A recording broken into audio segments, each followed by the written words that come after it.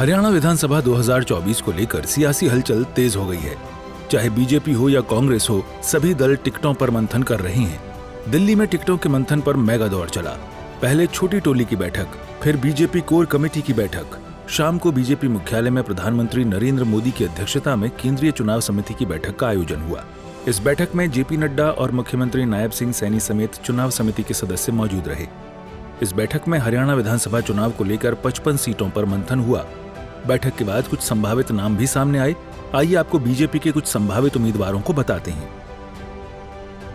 BJP ने मुख्यमंत्री नायब सिंह सैनी को लाडवा से उम्मीदवार बनाया है, तो चर्चा पूर्व सांसद अरविंद शर्मा को भी टिकट मिलने की हो रही है।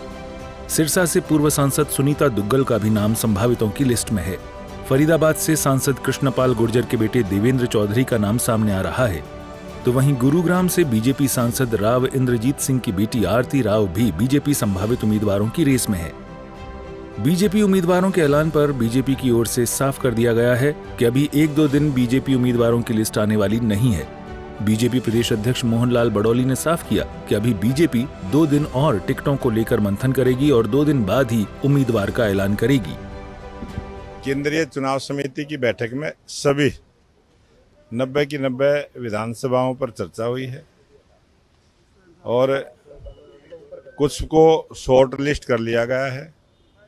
कुछ अभी 2 दिन का समय और लगेगा। 2 दिन के बाद फिर दोबारा से बैठक होगी, तब उस पर निर्णय करेंगे। अभी किसी भी प्रकार का कोई भी निर्णय हुआ नहीं है। टिकटों को लेकर चल रहे मंथन पर बीजेपी सबसे आगे दिख रही है। बीजेपी हरियाणा की 55 सीटों पर केंद्रीय चुनाव समिति में मंथन कर चुकी है।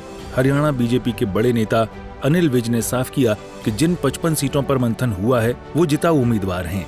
चुनाव जीतों की लिस्ट है और वो नाम देख के आप भी कहेंगे कि भारतीय जनता पार्टी डंके की चोट पर चुनाव जीतने जा रही है। बाकी नामों का भी जल्दी फैसला हो जाएगा।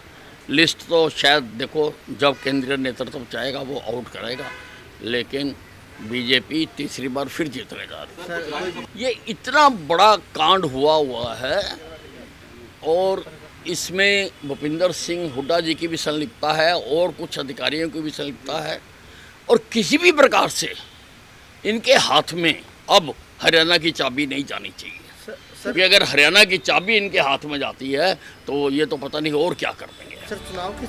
बीजेपी 55 सीटों पर मंथन कर चुकी है और बाकी 35 सीटों पर भी बीजेपी का मंथन जारी है। इस मंथन के बीच कई बड़ी बैठक भी हुई हैं। दिल्ली में नायब सिंह सैनी ने केंद्रीय मंत्री मनोहर लाल से मुलाकात की, तो वहीं विधानसभा अध्यक्ष ज्ञानचंद गुप्ता ने भी मनोहर लाल से मुलाकात की।